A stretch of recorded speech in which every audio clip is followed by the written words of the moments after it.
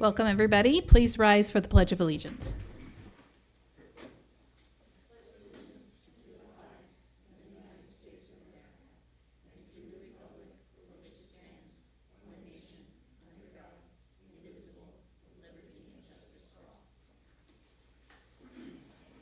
Well, welcome back, everybody. This is our first board meeting for the school year of 23-24. Welcome, trustees. We do have Trustee Pickus unable to join us this evening, so you have 6 board members here.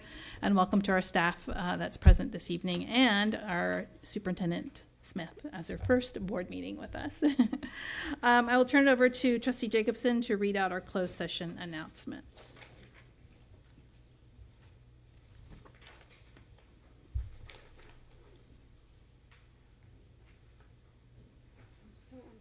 Right here, right on the bottom of the first page.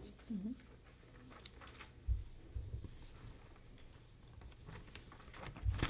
The board did meet today in closed session. With respect to every item of business to be discussed in closed session, public employee appointment, Government Code 54957B1, title Principal, Sinaloa Middle School. All right, and then I just want to let everybody know here in the audience and those that listening, we want to note that this meeting is being broadcasted on NUSD's YouTube channel at the direction of the board. The broadcast may capture images and sounds of those attending the meeting. So just a notice to everybody. And let's move on to approval of our agenda this evening. Everything stands as is. Nothing has changed in its order. I'll move to approve the agenda. Okay. As Second. stands. First by Trustee Mack, a second by Trustee Millerick. All those in favor? 6-0, 1 absent. Thank you. Consent agenda. I don't have any cards for anybody to speak on any of those items. Does a trustee want to pull any consent item? Trustee Gasson. So 2, sort of. Okay. So under, this is number 12, I'd like to pull Q, A, and R. R Just R in general. in general. Okay. All right, we will, are they quick, or is it, which we could put them at the end of our, we'll just put them at the end of a discussion action, is what we'll do, because it's not, so make sure. If I, for some reason, forget, let's yell out. So I'll move the consent agenda, not including item QA and all of item R excluded. Okay, so we have a first by Trustee Millerick, second by Trustee Gasson. All those in favor? 6-0, 1 absent. And then announcements from our board and superintendent. Trustee Millerick, any announcements? No announcements. Thank you. Trustee Lametta? No announcements. Trustee Gasson? I was already on. Just 2 quick little things. I'm not ready for the summer to be over, but my little one has been working at City of Novato for the Ton of Fun camp, and I thought it was really interesting that and great that our schools support the lunches that are provided for the program. And I think I intuitively knew that, but to hear about her come home and say the great lunches that we're providing was just awesome, and I'm grateful for that. And then the other little thing, my other daughter's been working on Tuesdays to help North Marin Community Services. It's just a great opportunity for the high school students. They have a tracking system for hours, even though we don't require it anymore. And she's been having a great time. She's been signing up for to help every Tuesday. So great chance for high school kids during the last few weeks of summer if they're interested. Thank you. Trustee Mack? Attended the Marin County School Boards Association Executive Committee meeting today, and getting ready for the upcoming event on the 29th, and as well looking at replacing our representative for the state. So. Oh, right. Delegate Assembly. Yeah. Yep. Okay. Trustee Jacobson? Over the summer, I've had the opportunity to meet with some of our community partners. We've had some meetings with the city and our different ways in which we interact with each other, and it's been very informative. Also, a pleasure to get to meet with some of our newer staff members, and they are all excellent. I've just met with our financial auditors. They circled back around me as board president. So I met with them over the phone. And then we also, Trustee Jacobson and I met with the Fiscal Crisis Management Team, who's doing a little bit of an audit of 2 of our departments here in the district office. So we just gave our input on that. Superintendent Smith. All right, very excited to be at my, in this seat. Not my first board meeting, but being in this seat. So thank you for having me. And I hope that everybody had a nice break. July went by way too quick. Want to start off by announcing some terrific new certificated administrators. We want to welcome Jeff Wallace. Do you mind standing? You want him to come up here? No, he can just stand. You could just stay right there. I think you're good. Yeah. Okay. Okay. Perfect. Perfect. He is our new fiscal director. You may remember Jeff as our principal for Sinaloa 2 years? 4 years. Ooh. Woo. All right. And earlier this year, Jeff completed an 18-month course with the California Association of School Business Officials, or CASBO, and now has his Chief Business Official Certificate. So we're very excited to have him in our business department. Sad to not have him at Sinaloa, but we think he's really excited to be with us at the district office. Great. Welcome. We also welcome Christy Stocker, who is our new interim principal at Sinaloa. You just met with her. And she worked with us just a few years back at Novato High as assistant principal. And I think she thought of us fondly and was willing to come back and give it a try again. And she will be at Sinaloa, as I said. And she has lots and lots of experience in middle school. And has been a principal before and a teacher. And so one of the things she was just talking about was the fact that she's lived being a teacher during and post-COVID. And so can really be able to understand the needs of the teachers since she was just in those shoes living it. So thank you and welcome. And we also want to invite, or stand up please, for Brian Clement. He is joining us as our new assistant principal at Hamilton. Before coming to NUSD, Brian served as an assistant principal and a principal. But most recently, he's also been an educational consultant, working with educators and medical professionals, supporting their work in social emotional learning, resiliency, and trauma-informed practices. So, welcome.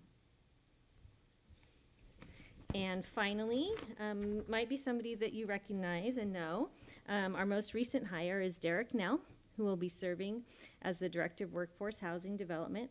You will probably know him as a trustee. However, for the past 9 months, he has been part of a team from our district that participated in the California School Boards Association Education Workforce Housing Training Program. He brings a wealth of experience to NUSD, with extensive experience in property management and successfully running businesses for 26 years. So welcome, Derek. Great. All right. Do we want to have everybody come take a quick picture? Yeah. I'd like a group photo, please. Just come up behind the, yeah, or to the left or the right of the microphone, everybody. Yeah, move the microphone. However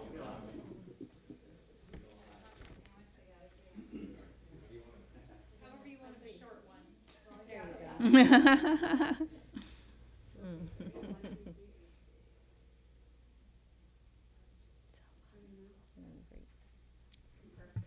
Thank you so much. Are you? Yeah. Welcome to each of you. Yeah.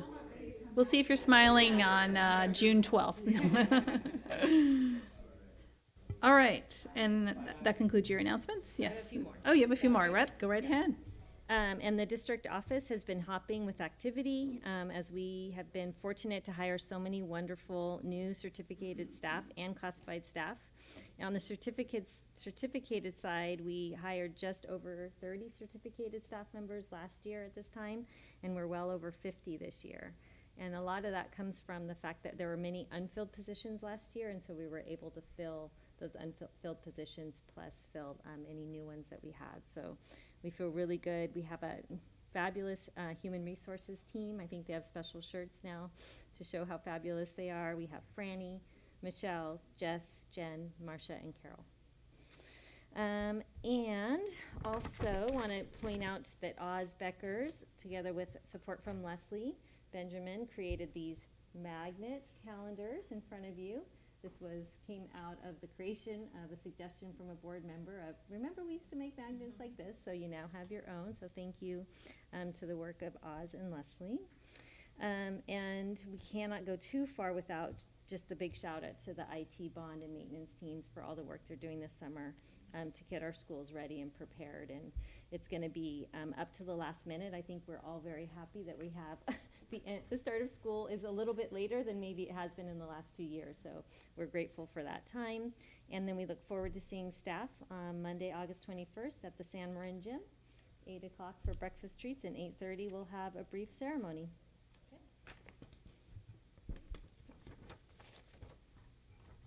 All right, moving on to our agenda. This is our non-agenda public comment. I do have one card for a speaker, Mr. David Hernandez.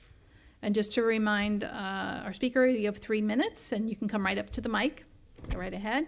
3 minutes to speak before the board, and the timer is right there to your left. Welcome. I've sent pictures of elementary school field conditions to each of the trustees beginning in November 2022, but I have not seen even an effort by the trustees to go to their schools and assess the conditions for themselves. I've asked you to look at the budget process to see if funds could be found to make the fields and playgrounds safe. I've asked you to look at the project assignment process to see what is hampering repairs and maintenance of the school grounds. Are 7 ground staff enough to maintain playgrounds? Why can't contractors be used? I've reviewed agendas and minutes of board meetings to see no interest by this board to even look at playground safety. Ashley Albertson said there was no communication between the board and Budget Advisory Committee related to school playgrounds for the past school year. I viewed the June 6 board meeting several times where the high school ADs presented their request for funding. Imagine my surprise and frustration to see the board scramble to take quick action to find funds to meet the request for the high school athletic programs: pole vaults, football sleds, soccer nets. The board president noted the need for fast action due to an upcoming basketball camp. The board seemed willing to ignore obvious inaccurate source and use of funds data in the presentation until Trustee Millerick pointed out his concern about the lack of complete and accurate data. The outgoing superintendent declared, "We are not talking about taking funds away from anyone, but in any budget process and fund disbursement, priorities must be used, and funds for new football bleachers uses funds that could have gone to special ed materials or fixing play structures, or even towards improved teacher salaries. Trustee Mack proposed expenditures for projects and equipment needed to field a team should be a straight pass-through to the district for payment. Where will the new funds come from? Were funds added or transferred from restricted funds? I can't argue that field maintenance can be prioritized over special education or teacher salaries, but as the special ed parent pointedly declared at the June 6 meeting, this board needs to consider all the kids in the district. And what about the recent public comment frustration that $311,000 was found for the new superintendent and $200,000 was found for a new coordinator of something, while special ed, charter school, and teacher salaries must wait? The public needs to view the June 6th and June 27th meetings on YouTube and take action to get proper use of school funds. Nell in public comment said he was pleased to see resource codes so funds could be tracked. But the response to a public records request said expenses are not tracked to schools. All go to grounds department. I attended bond and parcel tax oversight meetings, and both maintained bond and parcel tax funds are not used for field maintenance and repair. So there is a lot of misinformation clouding this issue. The board needs to include agenda items so voters can see clearly and simply what this board has done about playground safety issues, and in detail what budget allocation and oversight processes and protocols are in place and that you are following so that funds are effectively used for all the district. What information are you using to make decisions? The voters need to know. We should not need expensive consultants to provide this clear and specific information, which should be public information. From what I've learned, the only oversight of the board comes from the voters. Thank you. Yep. Trustee Gasson? You have a question? Okay. It reminded me, before the end of the school year, we had put a request in to have an analysis of our safety of the playgrounds and stuff, so is, okay. Yeah. That's in process. In Thank you. process. Yeah. Okay. Okay. We will move on to discussion action. This is item 11A. This is approval of community schools proposal. And Julie Sinyard and Carrie, is Carrie here? No, Carrie's not here. Welcome. Thank you. Good evening, members of the board, Dr. Smith. Tonight, we are bringing forward a proposal from Critical Friends LLC to work with consultant Tanisha Tate to help support the district in its creation of a community schools implementation plan. In April of 2023, the district was awarded a $200,000 grant to conduct a study to open a community school at one or more of its sites. The district has identified Hamilton and Marin Oaks as the two potential sites based on their unduplicated pupil counts, and the district would like to contract with Ms. Tate to help for the creation of this study. The grant requires that the district conduct a needs assessment survey, gather school and student data, perform asset mapping, and create both a community schools implementation plan and a sustainability plan by June 30th, 2024. Ms. Tate will serve as a community schools contractor and will review data, work with school leadership, conduct monthly collaborative meetings with identified teams at Hamilton and Marin Oaks. And during this planning process, she will support the teams to identify key strategies they would like to propose in the grant to produce positive outcomes for all students. Ms. Tate will also be working in partnership with the Marin County Office of Education and will support the district with the alignment of the community school plan and the LCAP. Once the community school implementation plan has been submitted, Ms. Tate will help the district explore the possibility of identifying other schools within the district that may potentially apply during the 2024-25 school year. Do you have any questions I can answer for you? Questions? Trustee Lametta and then Trustee Gasson. Hi, thank you for your presentation. I did read the contract, and I really want to stress the importance of community involvement.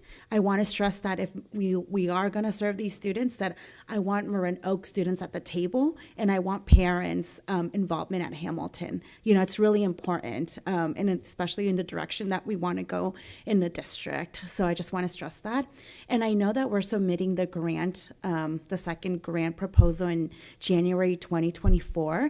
I actually would like an update of the assessment. Can we possibly get that November, December, just a pulse check of what the data, what we found in the data and what we want to focus would be really great.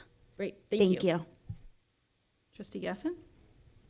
Thank you, and I appreciate you addressed some of the questions I had sent to you really late, so I apologize for that. I have actually been carrying around from the Learning Policy Institute a graphic of what a community school means. I learned about this about 4 years ago when I came on the board.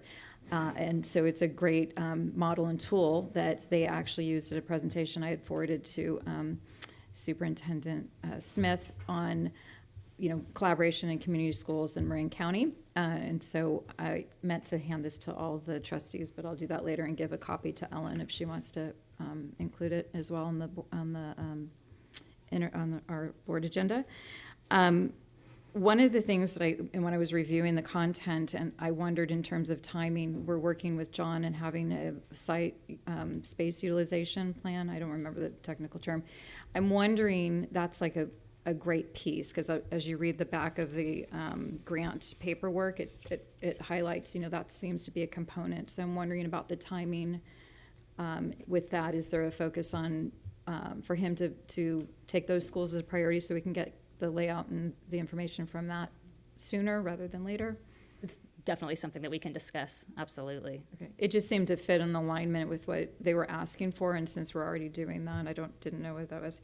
And the other thing I wanted to just reiterate, and sort of touching on the timeline, because I was a little confused. There were different dates presented in the cover page and then the content. And as I understand it, there's an application that's due in January, and then the proposal or the implementation plan is in the spring. Correct. Okay. From my understanding, though, it was December 2023 that this might be going forward. So that was my understanding as well. Okay, on the back, I think it says the deadlines of the thing with the state. Right. But I guess my overall question is, so there's a proposal that's sent, or that you do this proposal. Right. And then they want to see the implementation plan, and Yes. then what? and then they will determine whether or not they are going to grant you that your site will become a community school. Oh, okay. So it's then like, just like the planning process before the implementation plan. Okay. It is, I understand the confusion. well, and it just was laid out, and I thought, okay, there's still like work to be done after that too. So I wasn't really, I mean, I think this is great, don't get me wrong. I just was trying to understand the process in terms of what was expected of the team. So thank you. Any other, Trustee Lametta? Yeah, one last question regarding data. So she's collecting data, but shouldn't it, I mean, like some of the things that they mentioned, like chronic absenteeism, shouldn't we already have that kind of data? So would she Yes. be spending a lot of time? She shouldn't be spending a lot of time on gathering data. Okay. Right. Again, and Yeah. more, I think, like you said earlier, the community input and the community feedback is Yes. kind of the main areas of concern. We can get the data. Yeah, because and I we think need the folks. We need the folks we can to come agree and and participate talk with us. Yeah, we can talk and agree on certain things about Marin Oaks and Hamilton, right? Like underserved communities, majority people of color. But so I just want to make sure that we're not spending too much. Like we should have like the data, especially with the LCAP information. Okay, Right. Thank you. Any other further questions? This is an action item. If there's no other discussion on this, Trustee Millerick? Along the lines that Trustee Mehta not only should the data be available, this is an opportunity for us to, with our new leadership in finance, to be able, and education, to be able to test that the data is stored in a way that we can use it, not just this one-off, but actually systematically be able to access this data. We're going to be making more decisions like this, and the better that tool. So my point is, if it's a matter of just getting by or doing a thorough job in organizing that data, we should take the opportunity to clean it up if there's an issue. Thanks. Anybody want to make a motion? Trustee Lametta, I'll circle with you. Trustee Lametta is a first, a second by Trustee Millerick. All right, this is to approve, let me just make sure we have the right direction here. Staff recommend approval of the community schools proposal.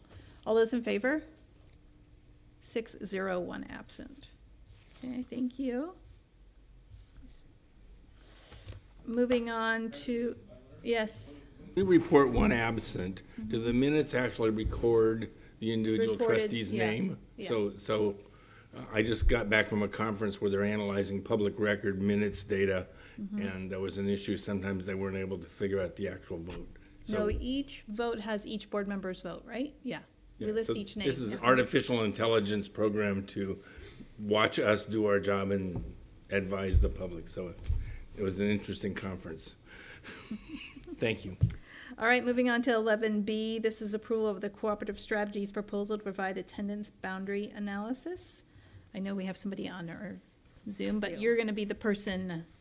Yes. Yeah. So, and I will also relay the questions Yeah, that there we you go. guys have as well. And I will just open this up and let me Because make our sure. the gentleman here cannot see us, he can just see Julie. Yes. Thank you for clarifying. Yeah. Welcome. Thank you. And at the June 6, 2023 board meeting, staff was directed to get a proposal from Cooperative Strategies to identify a sub-boundary for the Linwood Elementary School attendance area. And the purpose of this request was to streamline the enrollment process for families in the Linwood attendance area who did not wish to attend the dual immersion language program and identify alternative schools for placement. The schools being reviewed for the proposal are Rancho Elementary and Loma Verde Elementary, and the Cooperative Strategies team will analyze these alternative sites for feasibility. Just want to say a quick thing before I introduce Justin. The proposal does not preclude our families from requesting an intra-district transfer to any of the elementary schools in the district. Just wanted to make sure that folks were aware. And Justin from Cooperative Strategies, Mr. Justin Price, will review the proposal tonight and answer any questions that you have. So Justin, I will turn this over to you. Thank you. It's nice to be with you all tonight. My name is Justin Rich with Cooperative Strategies. I'm here to answer any questions you have about the proposal. We understand in going through school boundary changes and rearranging things that not only do we have to be able to draw maps, and I think we worked with you all during the trustee area changes that were made a I don't know, about a year and a half ago now.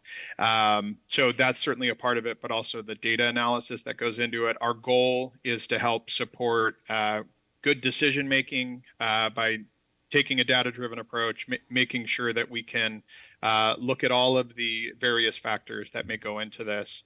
Our proposal has a number of meetings with district staff to review that information, to be able to consider additional information. You know, we don't live in your community, and so we want to understand what are the different things that we should take into consideration, and what are the, you know, different criteria and things that we should be considering. But we will provide that data lens, and then just back that up with our analysis.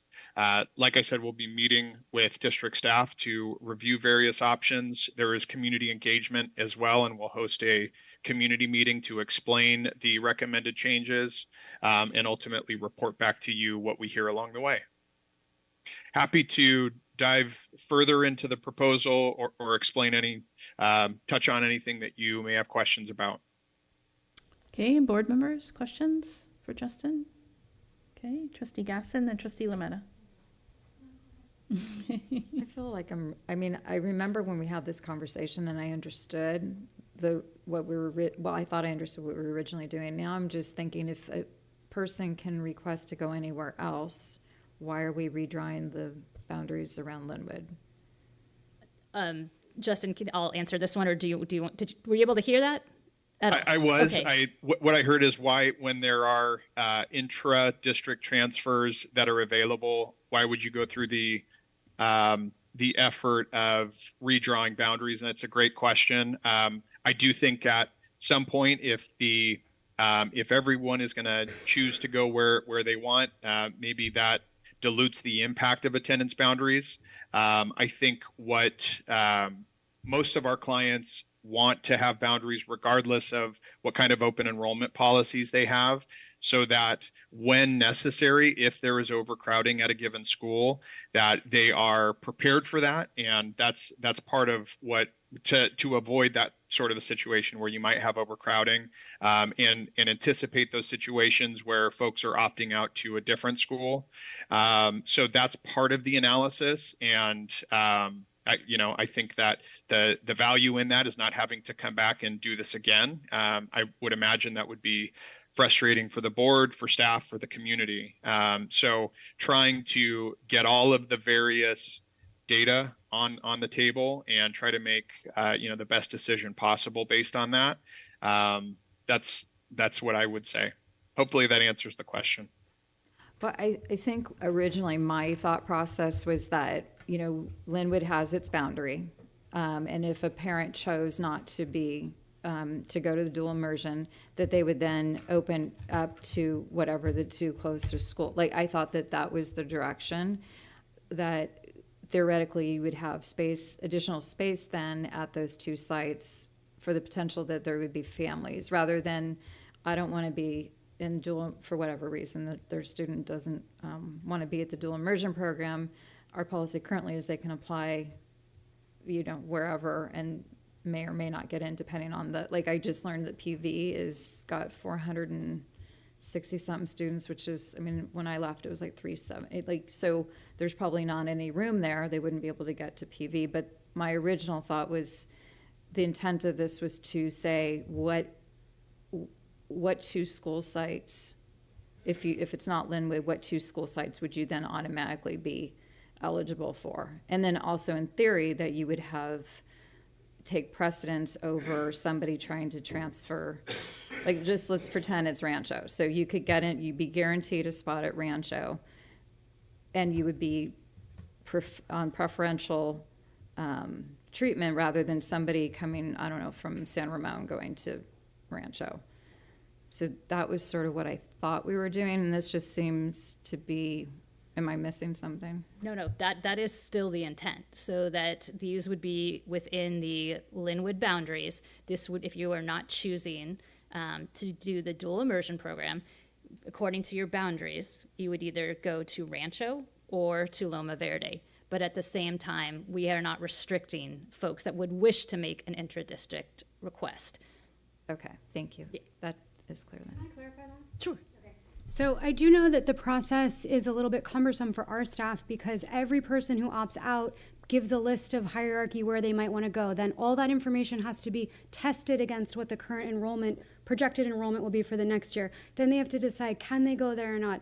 Or is it their second choice? And it's a mess of a logistical puzzle for our staff. So this gives us a backbone of, okay, you don't want to go to that school, great, you go here. And if they then want to apply for a transfer, they can. So it simplifies the whole process exponentially. Okay. Trustee Lametta, yeah, you're next, then trustee Mack. So I just want to make sure that I understand, because it's a really great presentation. Like, it's very thorough. I'm like, wow, this is pretty amazing graphs, data, great proposal. But I'm a little confused going back. So are they the goal is to just streamline the process? Is that all they're doing? Yes. Okay. Trustee Mack? If I might make a suggestion, I agree, this is a great presentation, and it tells me how you're going to do things, but I'm looking for the mission statement. What are we doing? And I think we need to just put that out in black and white to answer these questions. And I think, and if I might restate what I think we're doing, we're effectively making Linwood a standalone school that anybody can go to, and that anybody that lives in the former Linwood district, if you will, is going to be distributed to the two neighboring districts using this analysis. Yes. Okay. Can we put that in writing? Sure. Somewhere, either, I suspect it's in the contract, and I don't know, are we reviewing the contract today or just approving the concept? 'Cause I'm just looking We're at the approving the presentation. contract. Okay. So, forgive me, I was only looking at the presentation. Is this already in the contract? Am I just speaking out of turn?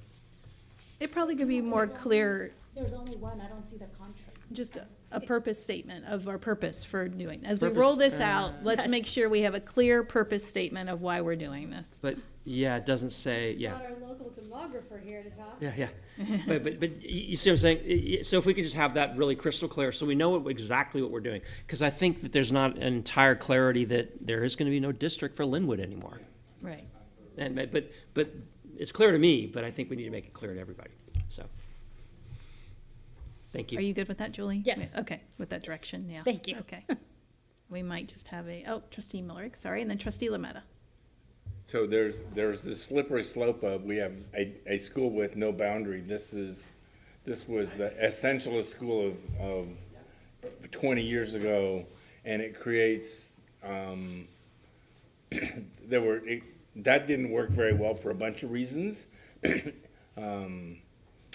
So I want to make sure we figure this out. The idea of a school with no boundary makes me, when we stated that clearly, makes me a little nuts, because my understanding was it has its boundary, but you had priority limits that you would automatically be enrolled at Linwood, and then you could choose to go to some other place, but it's still got on a map a drawing with a perimeter on it. Is that Yes. so? And I understand we were approving a contract to do some data analysis, not a policy for the district this evening. No, because the policy's already, has not been, no. The policy is still 5116.1. Yeah. It so- still has all the Linwood process. Once we go through this process, that'll Then make we the can bring it back as a adjustment. policy That'll make the adjustment. adjustment in the policy. Okay, so then that'll be the opportunity for us to clarify that language. Mm-hmm. But the idea of a free-floating school You're makes me picturing really nuts. Rancho again, back to as an essential, Well, yeah, or any, What happened yeah, or, you could be a charter school and have that same kind of, we don't exist anywhere, but we're everywhere kind of. So I like boundaries because they create neighborhoods, as we've seen over at Lou Sutton. The neighborhood structure is really strong and powerful. It brings people together. It gives them a voice.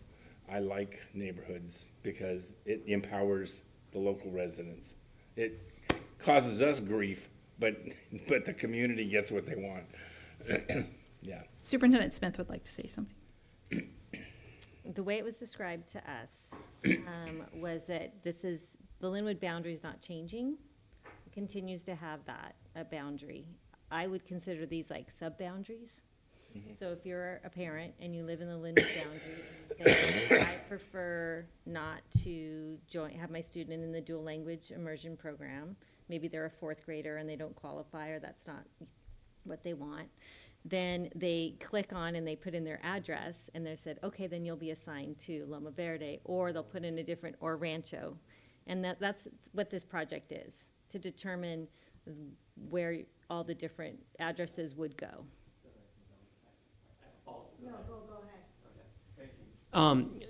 And great point. Thank you for bringing that up. I get that. My question then is why, what's the purpose of having the Linwood boundary? Is it because that people who live within the Linwood boundary get priority to go to DI? Is that still going to be the case? Or is it going to be a first come, first served to DI? The direction that we feel like we were given was that the Linwood boundary stays. And because we need to establish priority Because for the DI. families in the Linwood district have first priority into the Got program. it. Okay, I just want to make sure. And that helps mitigate Trustee Millerick's issue, because I get it. I'll be honest, I could go either way on that in terms of priority for DI, but I understand that we want to focus on that area, so sure. But I think we need to be real clear about that. And then also real clear about why we're doing that, because there's a reason. We want to focus on that neighborhood. So, anyway, thank you. Okay, and I have a comment. Trustee Lametta, do you? Yeah, okay. Comment, Zachary Griggy, come on up. Welcome back. Yeah, in the front here, sorry. For the better, or, okay. Oh, yeah, right. Good evening. It has been a while. My name is Zachary Griggy. I graduated from NUSD in 2019. I recently graduated summa cum laude from UC Irvine. I'm here not to speak for or against this proposal, but to share a couple observations. First, as many of you know, I've been involved in redistricting for quite some time.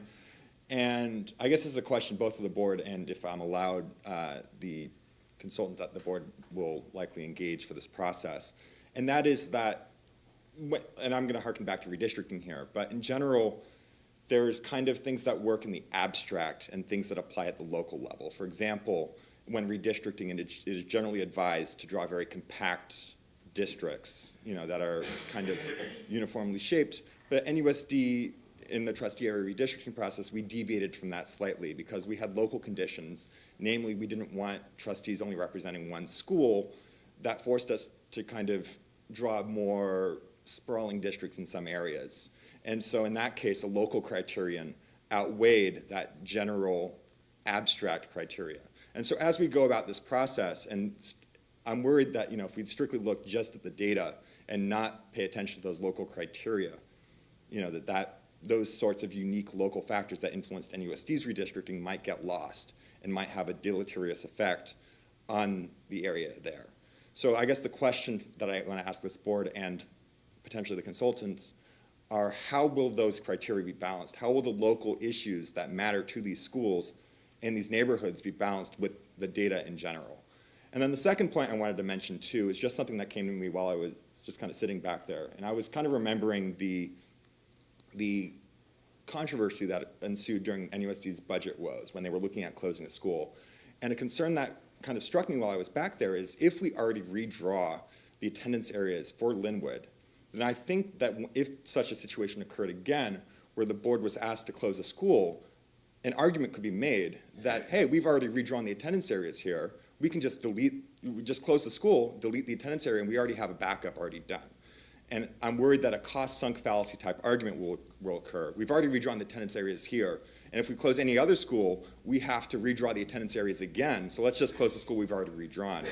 And so the other question I'd like to ask the board, if you'll indulge me, is what assurances will the Linwood School have that such an argument will not weigh as heavily on the board if such a decision does unfortunately have to be made, or that that issue won't arise. Thank you all so much. It's good to be back, and thank you for indulging me. Thank you, Zach. Great points. Yep. Trustee Lametta. No. Trustee Gasson. Well, he said it so much better than I will ever be able to, but it was crossing my mind, and I understand this is a study to figure this out. But the definition of who's going to want to go to the dual immersion program cannot be defined. I mean, how are you? I mean, if you base it on population and say, let's just say, I don't know. To me, it's you're taking the Linwood area, and let's just pretend you're having it, and this half's going to Loma Verde, and this half's going to Rancho.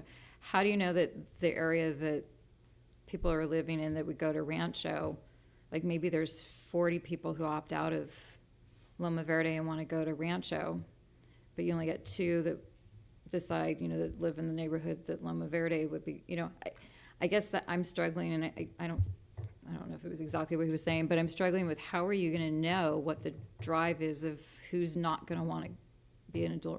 I mean, there's no way to know who, and so why would you go through that exercise and instead just say you can pick Rancho?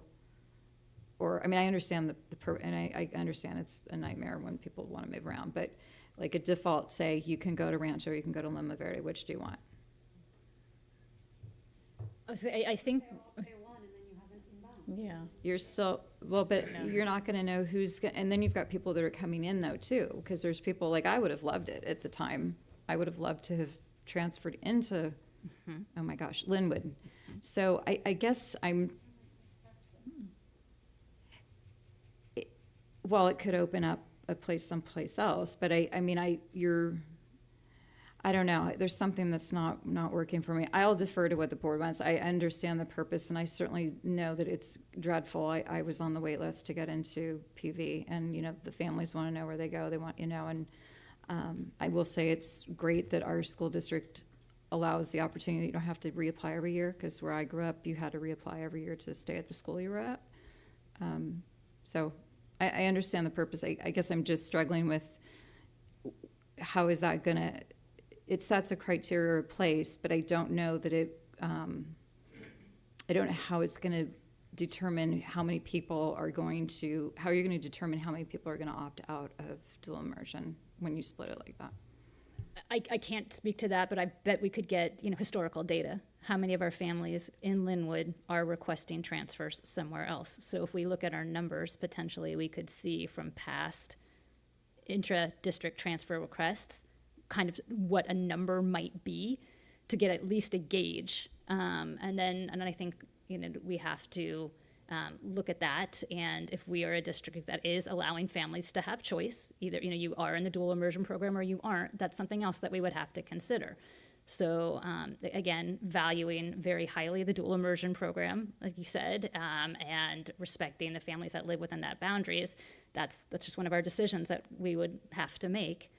Again, do we have, if there is a concern of a lot of people leaving, let's look at some historical data. And I am sure cooperative strategies can help us with that too. And I know I can ask Mike for some support with that, and we can see what numbers look like. Trustee Miller first, and Trustee Mack. So what I don't want to do is solve a little problem by creating a big problem. I understand that. And the point that was made about predefined districts, it's water under the bridge, you've already got the undefined boundary. I learned very clearly over the last 24 months that people don't like school closures. This is burned into my flesh. So the idea that we're even thinking of doing something that moves down the road of this would help in a school closure conversation seems to me just inviting, by having undefined boundaries, is inviting criticism to this board after we've worked so hard to be clear that we support local communities. So one choice is we could just retain the current clumsy process and not try to make something better by figuring this problem out and just let it be what it is. Or we could take the boundary and say from this street over it's Rancho and from this street over is Linwood and have that work. But I don't want to go down the road of even suggesting that we have pre-worked some kind of closure plan. I want to make sure that what comes out of this is this board, this district supports local communities strongly. So, you know, that's my concern, is we don't, in the process of solving the little problem, create a big problem, because school closures, as anybody in any public education system in any state of the union will tell you, closing schools is a painful process for everybody. And we don't want to even suggest we're going to do that. Trustee Mack? Yeah, it's a couple things. First, if yes, we could get the historical data of, so you come up with the split, the proposed ideas for San Ramon, for Rancho and Loma, and as part of each of those proposals, have validation data on, okay, this is what would have happened for each of those. So then we can address Diane's point. Secondly, I do not think that just going back and letting people self-select is a solution. As you guys know, I'm not a big fan of that. For reasons, because parents do things for themselves, not for the community. And unfortunately, that adds up, as Trustee Millerick was talking about, into community dysfunction that we do not want to encourage. So I really think that us having a systemic approach to, you do not want to, you live in the Linwood district, you do not want to be in DI, here's where you go. End of story. I'm a big supporter of that, and that's what I'll push for. Getting to Trustee Millerick's issue, I get it, and I'm kind of having a visual approach to this of almost like there's a layered map. There's a map as it is today, and that map, then you take the Linwood district of today's map, you lift it up, now that's on this new map, and then you have another map that takes that district and underlying it has a line between it, whether you go to Rancho or to Loma. I think that is the thought process we need to have should closure discussion ever come up. Maybe we just explicitly say we revert to the map before DI. I don't know. You keep the Linwood boundary, but then, like you said, underneath that is the Loma line and the Rancho line. Right. But you still hold the Linwood boundary. The Linwood boundary as it was, Yeah, because we're still using it. You don't delete that completely. Right. Okay. Sorry. I kind of, is that, let's ask Justin if that is, are we off the are we going down a wrong path? Yeah. We have Rails. No, we have San Jose Middle School. I don't think so. Hold on. You don't think so? Okay. I don't have all the history of conversations that may have surrounded school consolidation, whether those were serious or not. But being involved in this in other parts of the country and recognizing what kind of a serious consideration that is, the process that we've laid out would not suit the district well to do school consolidation. There's a lot more data, there's a lot more meetings, there's a lot more that goes into that kind of a process. So what I'm proposing, or what our company is proposing to do for you all, would be different in a school consolidation scenario. So no, I would not suggest that you use this as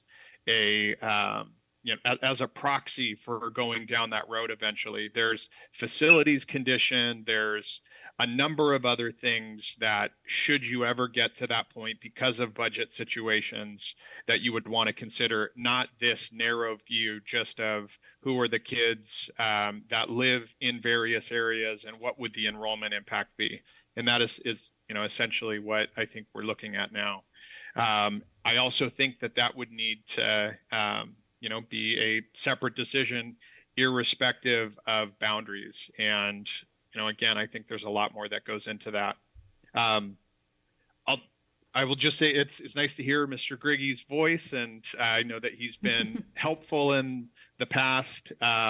Just to respond to, the issue of criteria, he is absolutely right. And I think there are very similar criteria that are used in attendance boundary processes like this, and others that aren't appropriate or not relevant that are involved in the redistricting process. There's an analogous one, I'm sure, in the school district attendance boundary world. So certainly what our analysis is based on and what's laid out in the scope of work here is a healthy amount of time just talking about those criteria and what criteria should be prioritized, and as we present various scenarios, showing which of those criteria are met by various boundary scenarios. So just wanted to make those couple of points.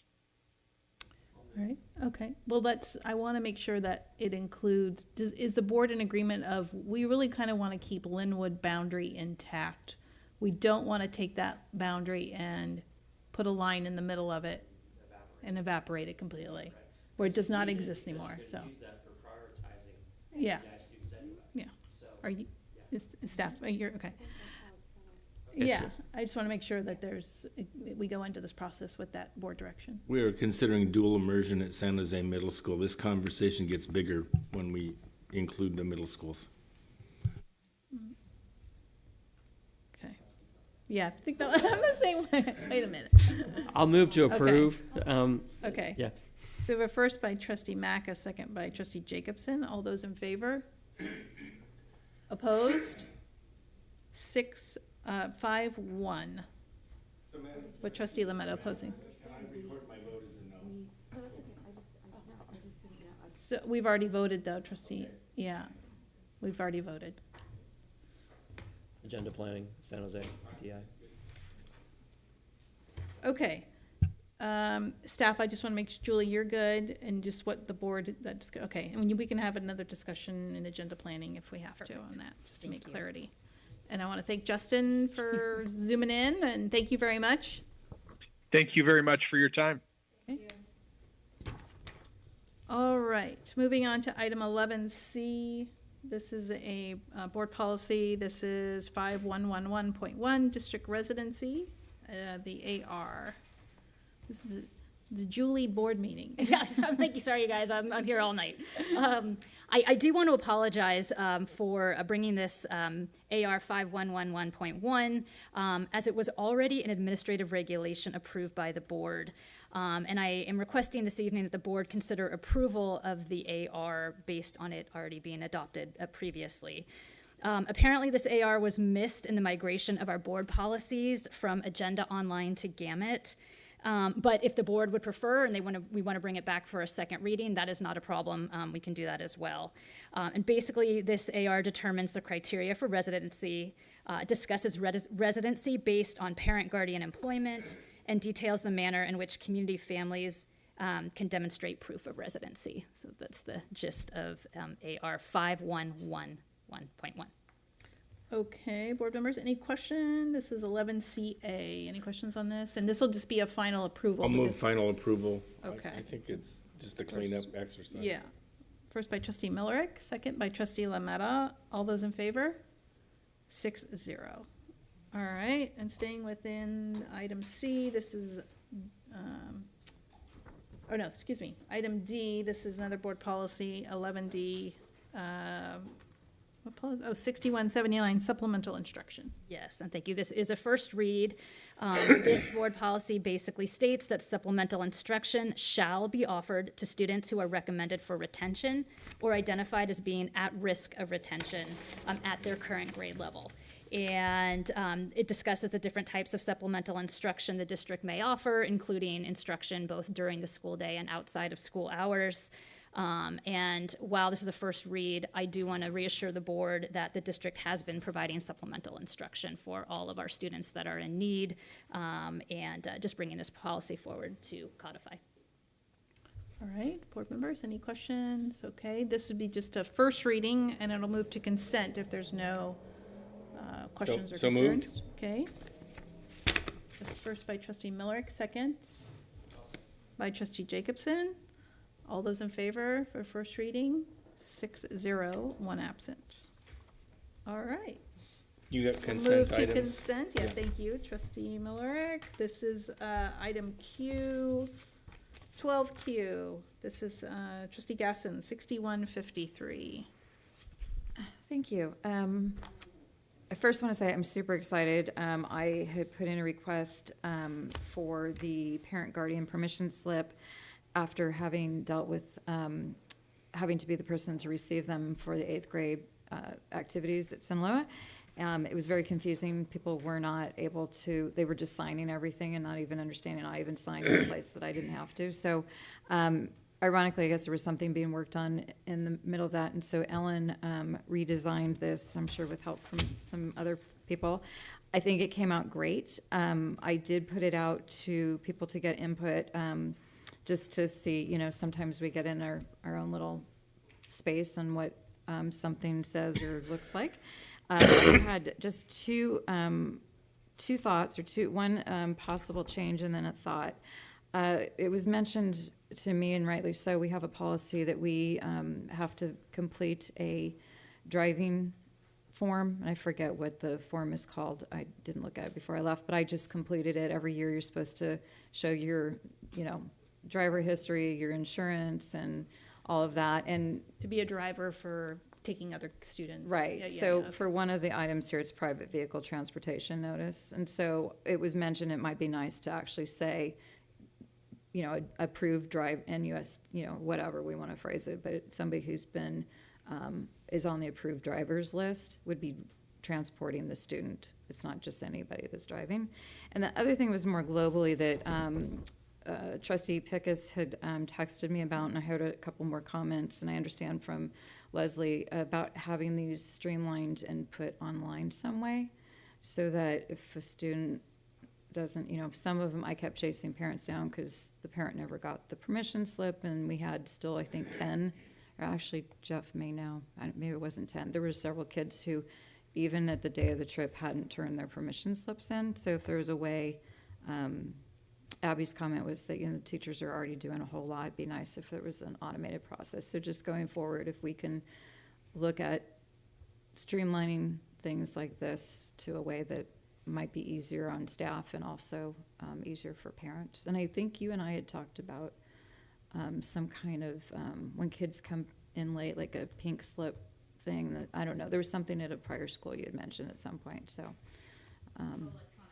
Like a, Electronic system for signing in and signing out students? Is that yeah, what- something like, you know, just instead of all this paper and, you know, having to keep records someplace or whatever. Anyway, I kind of put that in that same bucket, that the more we can do to make things easier for our staff and parents would be great. Okay, so let's just go back to your suggested, So the only suggested change for the actual form is if we wanted to include that they were, it has to be somebody who's filled out that driver Right. form to be able to drive for, Right. okay. correct, which was a very valid point, that it's not just, you actually have, and it's come up before, people didn't realize that they actually had to be an authorized driver and submit that information. Okay, So that would be my only change on this particular item. okay. And I would move approval if everyone else was okay. Is staff good with the Ellen? Yeah, okay. Thank you. I just want to make sure. So you're good on this particular 6153? Okay, so you're gonna move, you move? Yes, I just moved, yeah. Okay. First by trustee Gasson and a second by trustee Jacobson. All those in favor? 6-0, 1 absent. Okay. And then item R, which one within that packet? It was just in general context. There were several. I want to thank the staff again. I had brought over the summer the attention from the executive director for an organization whose name is escaping me right now, that there's actually a new requirement to educate parents and staff on human trafficking. And that's highlighted under, I think it's under 6142.1, that we are supposed to be trained. It kind of closely aligns with sexual harassment, but not exactly. And my understanding is Keenan actually has training available specific to sexual harassment, which has, you know, even though we're in Marin, it happens, and the awareness, and it's a state requirement. So I just wanted to bring that to the attention, but also request, and maybe we can talk Saturday about having a list of these types of things. Superintendent Smith noticed that we didn't have a wellness policy. I had asked about that about a year ago. So I feel like sometimes these things, because we're doing a lot of other things, are you know, we want to do them, but we don't have like a list. So I'm wondering if we can have like a running list that we can check off, or an expectation, when are we going to implement training, or have we implemented that And there was a couple other things that we were just passing here. So it was to acknowledge that we're going to be doing that, but also, maybe talking on Saturday about creating a list of things where it's not a goal, but these things, we need to fall in line with our policy requirements, and this is when we're going to be able to have these, not the policy, but like the handbooks or whatever that follows to suit. That makes sense? Okay, So I'm super excited that these are all on here, so thank you. all right. And I would make a motion to approve item 12R. 12R. Second by trustee Millerick. All those in favor? 6-0. Madam absent. President, Yes. the session this Saturday is a personnel reevaluation of the superintendent only. Yes. And so the items you're asking for, I think, are appropriate, but not for a Saturday meeting, not a closed session meeting. Those are open session conversations. So I look forward to them at we were- some future meeting. Okay. My understanding was we were doing goals and stuff, and I'm just was thinking. It's this could closed fall- session, so there's no open session Saturday to discuss If it relates to goals, we'll have to see how that works. That you're absolutely, there's certain things we can only talk about in the closed session, correct? And we'll go from there. I don't want people from the audience Absolutely. expecting to be able to attend this conversation on a meeting that Yeah. legally is not agendized for that purpose. Thank you, trustee Miller. Thank you. All right, so as we were just saying, we do have a meeting for Saturday. It is closed session only for the 12th, August 12th, from 9 to 12. And then the next regular scheduled meeting is, when is our next regular? August 22nd, thank you. Next regular scheduled meeting is August 22nd. This meeting is adjourned.